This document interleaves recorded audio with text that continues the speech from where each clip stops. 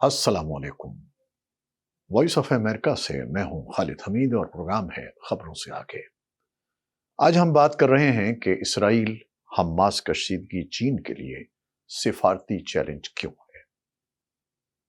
Hamas के Israel पर हालिया हमले के बाद पैदा होने वाली सूरत हाल ने जहां मशरक़ वस्ता में दहाइयों से जारी इस तनाज़े में शिद्दत पैदा कर दी है, वहीं ये चीन के लिए भी एक सिफारती चैलेंज के तौर पर सामने आया है। रवां बरस मार्च में जब बीजिंग की सालिसी से सऊदी अरब और ईरान के दरमियान सिफारती ताल्लुकात की बहाली का मुआहदा हुआ था, तो चीनी मीडिया ने उसे खित्ते में अमरीकी बरतरी के मुकाबले में चीन की अहमियत में इजाफा करार दिया था। चीन के आला तरीन सिफारतकार वांग यी ने उस वक्त अपने बयान में इंदिया दिया था कि उनका मुल्क इस पेशरफ्त के बाद भी खित्ते में दीगर ऐसे मसाइल को हल करने के लिए तामीरी किरदार अदा करता रहेगा जो कशीदगी का सबब है। हमास के इसराइल पर हमले और उसके बाद होने वाले भारी जानी और माली नुकसान के बाद चीन ने बहुत नपे-तुले अंदाज में रद्द-ए-अमल जाहिर किया है। चीन की वजारत खारजा की जानिब से जारी किए गए बयान में इंसानी हकूक की खिलाफ वर्जियों की मजम्मत या फरीकैन से जंगबंदी की अपील के बजाय दो रियासती हल के तहत फलस्तीनियों के लिए आज़ाद मुल्क के क़याम पर जोर दिया गया है। ताहाल चीन के सदर शी जिनपिंग भी इस सूरत हाल पर खामोश हैं। तज्जियाकारों का कहना है कि चीन का मोहतात रवैया हैरत अंगेज नहीं है।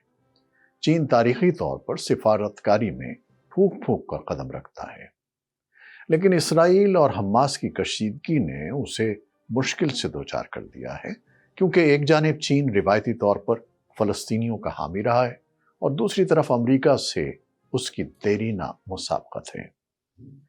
मंगल को चीनी वजारत खारजा के तर्जुमान वांग वेनबिन ने अपने बयान में कहा कि हम फलस्तीनियों और इसराइल के दरमियान कशीदगी में आने वाली हालिया सूरत हाल पर चीन के तहफ़्फ़ुज़ात वाज़ेह कर चुके हैं और फरीकैन पर फौरी जंगबंदी के लिए जोर देते हैं। उनका कहना था कि चीन मशरिक़ वस्ता में अमन के लिए तमाम फरीकों से राब्ते में है। चीन खतरात मोल नहीं लेता, जैसा कि आप देखते हैं कि वो चाहे यूक्रेन रूस जंग हो या दुनिया में कोई और कशीदगी हो, चीन का रवैया हमेशा बहुत ही मोहतात होता है। अगरचे सऊदी अरब और ईरान के दरमियान सालिसी में चीन को किसी हद तक कामयाबी हासिल हुई थी, लेकिन हालिया तनाज़े में चीन अपनी तवानाई सर्व करने के लिए तैयार नहीं है। उसकी एक अहम वजह तो यह है कि चीन अदम मुदाखलत की अपनी देरीना पॉलिसी पर कारबंद है और ये पॉलिसी बाज़ मरतबा उसके बड़े आलमी क़ुव्वत के तौर पर किरदार अदा करने के अहदाफ से भी मुतसादिम होती है। चीन ने माजी में इसराइल और फ़लस्तीनियों के दरमियान तनाज़े में दिलचस्पी लेना शुरू की थी। चीन के खुसूसी एलची बराए मशरिक़ वस्ता ज़ाई जिन ने गुज़श्ता बरस इसराइल और मगरबी किनारे पर हुकूमत करने वाली फ़लस्तीनी अथॉरिटी के हुक्काम, अरब लीग और यूरोपीय यूनियन के नुमाइंदों से मुलाकातें की थीं।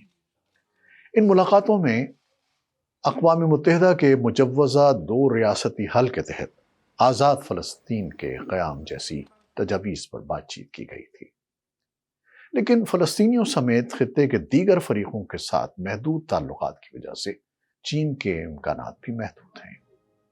ताहम बाज़ चीनी स्कॉलर फ़लस्तीनियों के साथ सलूक और अमरीका की जानिब से सऊदी अरब और इसराइल के दरमियान ताल्लुकात के क़याम के लिए की जाने वाली कोशिशों को हालिया बहरान के असबाब का सबब करार दे रहे हैं।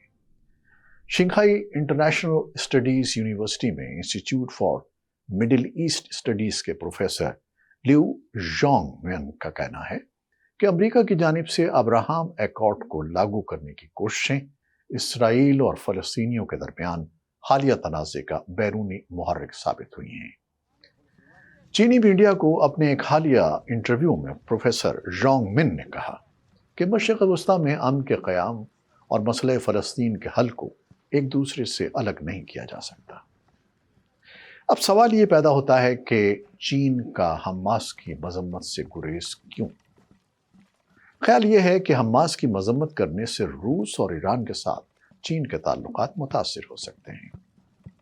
वाशिंगटन में कायम स्टिम्सन सेंटर के चाइना प्रोग्राम के डायरेक्टर युन सुन का कहना है कि यह वाज़ेह नहीं कि हमास के पीछे कौन है। ممکن ہے اس کی مدد کرنے والوں میں چین کے شراکت دار بھی شامل ہوں۔ ان کا کہنا تھا کہ موجودہ صورتحال میں روس کا مفاد یہ ہے کہ امریکہ کی توجہ اب اسرائیل اور فلسطینیوں کی کشیدگی سے پیدا ہونے والے بحران کی طرف منتقل ہو جائے گی۔ اس کا فائدہ ایران کو بھی ہو سکتا ہے۔ ان کا کہنا ہے کہ ایسی صورتحال میں اگر چین حماس کی کارروائی کی مذمت کرتا ہے تو وہ مستقبل میں اس میں ملوث عناصر کے خلاف کارروائی کرنے کا بھی پابند ہو جائے گا۔ چین دنیا کے ان چند ممالک میں شامل ہے جو ایران پر اثر انداز ہو سکتے ہیں۔ چین آئندہ دہائیوں کے دوران ایران میں 400 ارب ڈالر کی سرمایہ کاری کا عندیہ دے چکا ہے۔ اس لیے اسرائیل میں یہ شکوک پائے جاتے ہیں کہ چین موجودہ حالات میں کوئی واضح پوزیشن اختیار کرے گا۔ چین مشرق وسطیٰ میں پیدا ہونے والے تیل کا سب سے بڑا خریدار ہے اور خطے میں ٹیلی کام اور انفراسٹرکچر کے شعبوں میں اس کی بھاری سرمایہ کاری ہے۔ یہ سرمایہ کاری صدر شی کے one belt and road initiative کا بھی حصہ ہے۔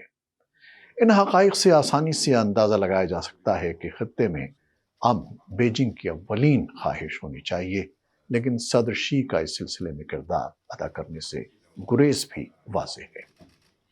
نیشنل یونیورسٹی آف سنگاپور کے مڈل ایسٹ انسٹیٹیوٹ سے وابستہ ریسرچ فیلو چین لوپ سامان کا کہنا ہے کہ چین نے ایران اور سعودی عرب کے درمیان استحکام کے لیے مفاہمانہ کردار تو ادا کیا، لیکن کسی تنازع کو حل کرنا ایک الگ معاملہ ہے۔ ان کا کہنا ہے کہ موجودہ حالات سے اندازہ یہی ہوتا ہے کہ چین مشرق وسطیٰ میں جاری اس تنازع کے حل میں کوئی کردار ادا کرنے کے لیے تیار نہیں ہے۔ آپ کیا سمجھتے ہیں کہ چین کو الگ تھلگ ہی رہنا چاہیے یا ایک بڑی طاقت ہونے کے ناطے اپنا مضبوط کردار ادا کرنا چاہیے؟ آپ کی آراء کا انتظار رہے گا۔ خالد حمید کو اب اجازت دیجیے گا۔ اللہ حافظ۔